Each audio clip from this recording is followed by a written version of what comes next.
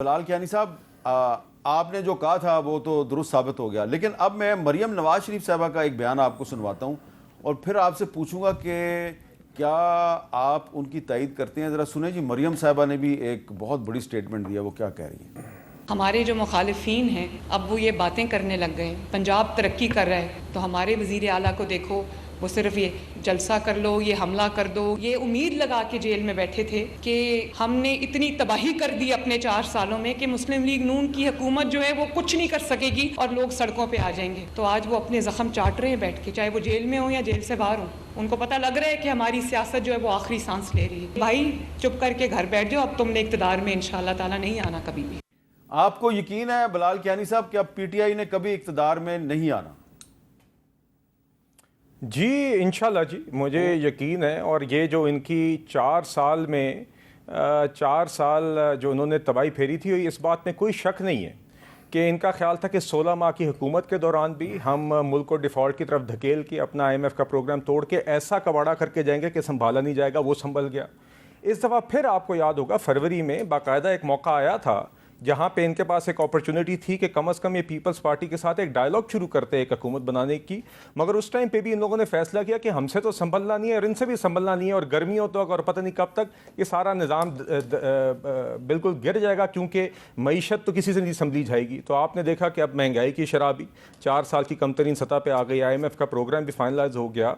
Saudi Arabia के साथ भी मामला चल रहे हैं, इन्वेस्टमेंट का भी डायलॉग चल रहा है। हालात आज भी मुश्किल हैं, मगर एक सही दुरुस्त सिमत की तरफ मईशत चल पड़ी है।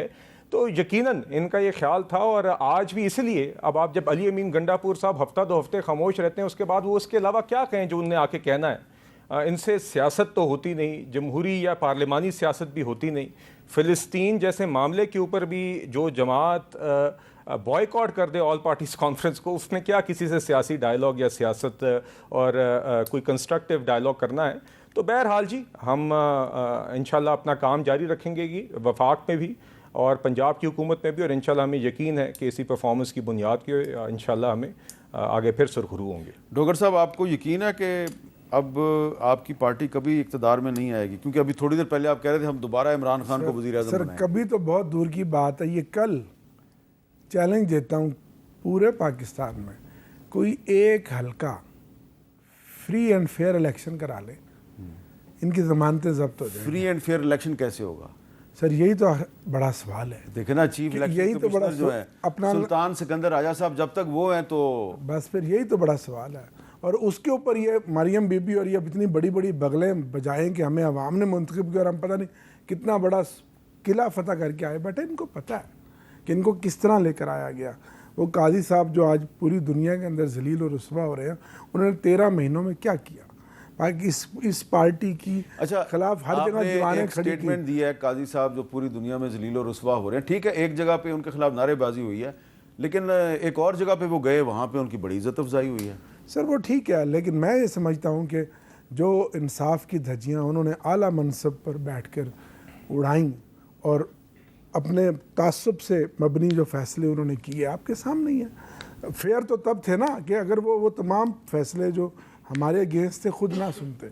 और कौन नहीं जानता कि सबसे बड़ा अगर आप उनके साथ फेयर नहीं थे तो वो भी आपके साथ फेयर नहीं है। हिसाब बराबर नहीं हो गया। नहीं सर, ऐसा हिसाब बराबर नहीं होता।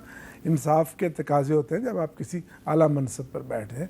उन्होंने नहीं वो भी तो कह सकते हैं ना कि इमरान खान साहब एक आला मनसब पे बैठे हुए थे, उन्होंने मेरे साथ बड़ी नाइंसाफ़ी की, मेरे खिलाफ नाअहली का रेफरेंस बना दिया, मेरी अहलिया मोहतरमा को दुनिया भर में जलील और रुस्वा किया। आप भी जानते हैं कि वो नाअहली का रेफरेंस वो उस कैबिनेट के अंदर से गुजारा था जो उसकी ज़रूरत होती है, और उसके पीछे कौन था वो भी आप जानते हैं। क्या मुहरकात थे। वो आपकी बात दुरुस्त है। हाँ, मैं उसको डिनाई नहीं करता। वो तो हमारे कंधे पे रख के बंदूक चलाई गई थी ना। तो हो सकता है अभी शहबाज शरीफ साहब के भी कंधे पे रख के को बंदूक चला रहा हो।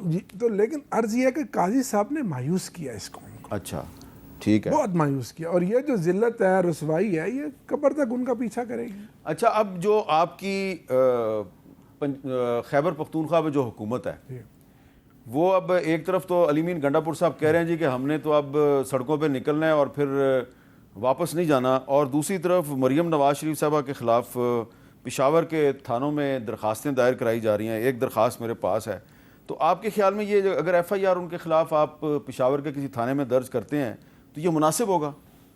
मैं तो ज़ाती तौर पे समझता हूँ कि ये मुनासिब नहीं होगा, मेरी ज़ाती राय तो यही है। लेकिन क्या ये मुनासिब है कि मरियम साहिबा बतौर वज़ीर आला लोगों के घरों की चार दीवारी को पामाल कर रहे हैं? परसों आपने हमारे एक MNA साहब की वाइफ की सुनी हाजी इम्तियाज़ साहब के साथ क्या हुआ, और वहाँ पिछले 1.5-2 महीनों में जो वहाँ फस्तायत आज दिन तक, हाजी इम्तियाज़ साहब की भाभी और चौधरी एजाज MNA साहब की वाइफ, तो और जो पंजाब में अब तक उनकी मशीनरी हुकूमत और पंजाब पुलिस जो कुछ कर रही है, क्या ये इंसाफ है? क्या एक एहतजाज करना किसी सियासी पार्टी का हक नहीं है? पुलिस जिस तरह हमारे घरों पे, हमारे कारोबारों पे टूटती है रात को, और ये मुसलसल अमल जारी है, लेकिन वर्कर्स भी इस तरह डट कर खड़े हैं, लोगों ने भी बिल्कुल बेखौफ हो गए हैं, और हम भी खड़े हैं कि चलें जो करना है कर लें। कब तक आखिर? अच्छा बिलाल कियानी साहब, क्या ये अच्छी बात है? ये ठीक है, ये आपने एक सवाल उठाया, इसका जवाब तो कियानी साहब देंगे। कियानी साहब, जिस स्टेटमेंट की बुनियाद पे मरियम नवाज शरीफ साहबा के ख़िलाफ़ पेशावर में एक दरख्वास्त दायर की गई है, ज़रा वो सुन लेते हैं जी। वो स्टेटमेंट क्या है? आज यहाँ पे प्रेडिक्शन करके जा रही हूँ कि इंशाल्लाह ताला आपको देखेंगे ये फितना भी खत्म हो रहा है, इस फितने की फितनाबाजी भी खत्म हो रही है, और ये जो घुस बैठे थे सियासत में, इनकी सियासत घटिया गाली गलोच घेराव जलाओ, ये सियासत अपने आखिरी दमों पे और अपना दम तोड़ती जा रही है। अच्छा, ये बिलाल कियानी साहब वो कह रही हैं फितना भी ख़त्म होने वाला है, इसकी फितनेबाजी भी ख़त्म होने वाली है, इनकी सियासत भी ख़त्म होने वाली है, तो इसकी बुनियाद पर जो दरख्वास्त गुजार है उसने ये कंक्लूजन निकाला है कि जी इमरान खान की जान ख़तरे में है। तो आपके ख्याल में जो चीफ मिनिस्टर जो है उसको ये इस तरह का स्टेटमेंट देना चाहिए? जी देखिए, बिल्कुल जहाँ तक सियासी फितना तो ये है ना जी, और मुजरिम अलहदा हैं, तो बिल्कुल ये कहना कि एक मुजरिम को उसकी जराइम की सज़ा मिलनी चाहिए और उसकी एनार्की की सियासत ख़त्म होनी चाहिए, ये तो बिल्कुल इसमें कोई ऐसी बात नहीं है जो गलत है। और दूसरी बात ये है कि जहाँ तक जान में पे ख़तरे वाली बात है, हमने हमेशा कहा है जी कि चाहे इमरान खान हो, चाहे कोई और कैदी हो, जेल मैनुअल के मुताबिक जो उसके हकूक़ हैं, जिसमें उसकी एक मेडिकल भी शामिल होता है, वो उसको मिलने चाहिए। हमने तो वो कभी इंतकाम वाला काम नहीं किया जो इमरान खान साहब शौक़ से लोगों को अजियत पहुंचाते थे, जेलों में बैठे हुए पॉलिटिकल कैदियों को, और अमेरिका जाके ऐलान करते थे कि मैं देखना इसका एसी उतारूंगा और फलां करूंगा। और आपने देखा कि जितनी दफ़ा इन्होंने इस तरह का सियासत करने की कोशिश की खान साहब की सेहत पे, उतनी दफ़ा जब भी खुद ही या कभी इनके डॉक्टर या सरकारी डॉक्टर हमेशा ये कह के आए कि ऐसी कोई बात नहीं है, कभी जहर की बात करते हैं, कभी ऐसी बात करते हैं, मगर हमें इनकी बातों से गर्ज नहीं। हम तो ये कह दें कि कोई भी कैदी, मुजरिम, मुलजिम, उसका जो भी जेल मैनुअल के मुताबिक उसकी राइट्स हैं वो उसको मिलनी चाहिए। बाकी बिल्कुल जो एक पॉलिटिकल एनार्की है, एक डिस्ट्रक्टिव पॉलिटिक्स है, इसके ख़िलाफ़ हम जंग लड़ते भी रहेंगे और इंशाल्लाह सुरखरू भी होंगे।